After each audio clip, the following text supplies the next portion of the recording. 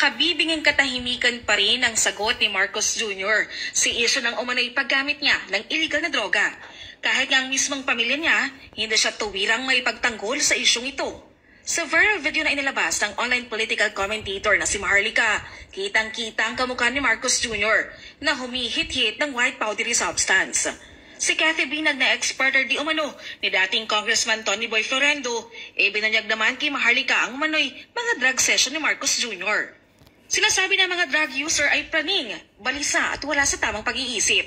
Kaya daw sirain ng isang drug addict na pangulo ang bansa.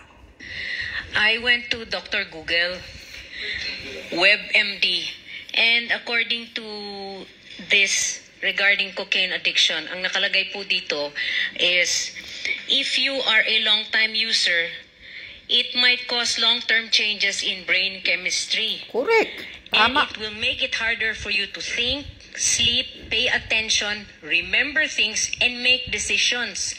And reaction time may be slower. Hindi maliit na bagay ang cocaine addiction, Mr. President, kung sakaling meron kang ganyan. Kasi ang buong cognitive functions mo, lahat yan wasak. Pag-iisip mo, judgment mo, your memory, your learning ability, your perception, you can really destroy our country, and in fact, that is what you are doing. Exactly. Ayon naman sa mga abogado, isang impeachable offense ang paggamit ng illegal na droga. Ibig sabihin, maaring mapatalsik sa pwesto si Marcos Jr. dahil dito.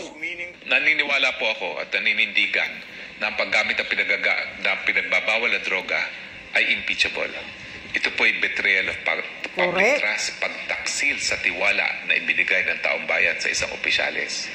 Ang ekotibo po ang tagapagpatupad ng mga batas. Ibig sabihin po niyan, siya dapat ang nangunguna sa krusada laban sa pinagbabawal na droga at hindi dapat gumagamit. Hindi pa po tayo sigurado na siya'y gumagamit.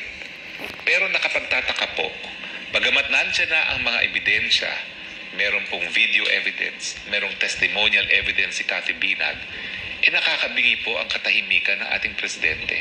If we connect this likewise to his present acts, kasi baka sasabihin nila, anong ground ninyo?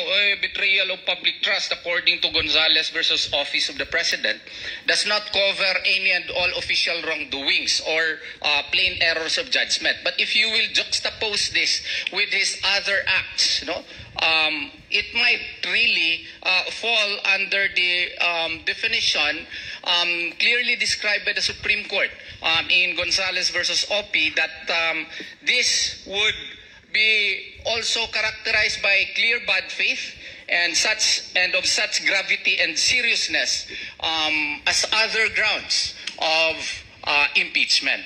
A cocaine addict does not belong in Malacanang. A cocaine addict needs professional help.